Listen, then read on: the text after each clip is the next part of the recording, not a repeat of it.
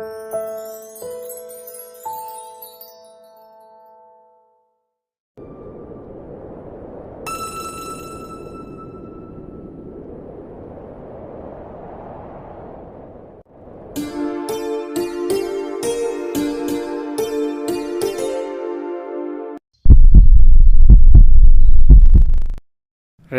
నా గురించి ఏమైనా మాట్లాడు, అమ్మాయి గురించి ఏం మాట్లాడద్దు. ఎస్,